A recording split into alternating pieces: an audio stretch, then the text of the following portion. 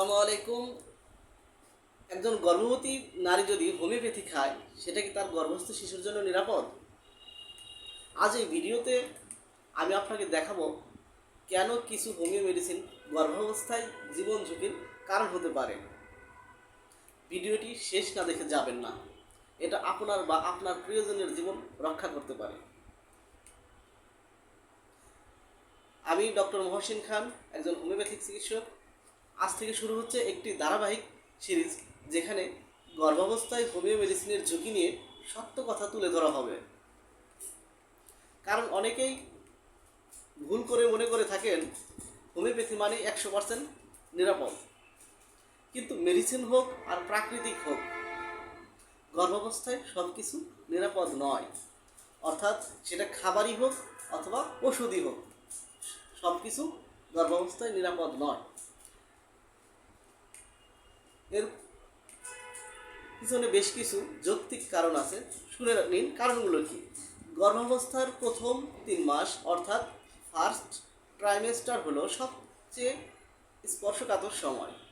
এই সময় শিশুর মস্তিষ্ক, হৃৎপিণ্ড বা হার্ট, কিডনি, লিভার গঠন হয়। এই সময় যদি এমন কোনো ওষুধ খাওয়া হয় যা জরায়ুকে উত্তেজিত করে বা হরমোনের প্রভাব ফেলে, তাহলে হতে পারে গর্ভপাত, ভ্রূণের বিকৃতি, অকাল প্রসব, শিশুর জন্মগত ত্রুটি। এমনকি কিছু হোমিও মাদার টিংচার অল্প পরিমাণেও বিপজ্জনক হতে পারে। আজকের মূল বিষয়, মাদার টিংচার কেন ঝুঁকিপূর্ণ। অনেকে হোমিওপ্যাথির মাদার টিংচার দেখে ভাবেন এটা তো সামান্য কিছু হার্বাল বা গাছগাছরা থেকে তৈরি। কিন্তু জানেন কি, মাদার টিংচার প্রস্তুত হয় কাঁচা উদ্ভিদ থেকে উচ্চমাত্রার অ্যালকোহলে এবং শক্তিশালী কেমিক্যাল অ্যাকশনের মধ্য দিয়ে। আর এটার পাওয়ার অনেক বেশি হয়ে থাকে। যেমন জ্বরের উপর এটি উত্তেজনা সৃষ্টি করতে পারে, হরমোনাল ইমব্যালেন্স তৈরি করতে পারে, ব্লাড সার্কুলেশন ও প্লাসেন্টাতে সমস্যা তৈরি করতে পারে।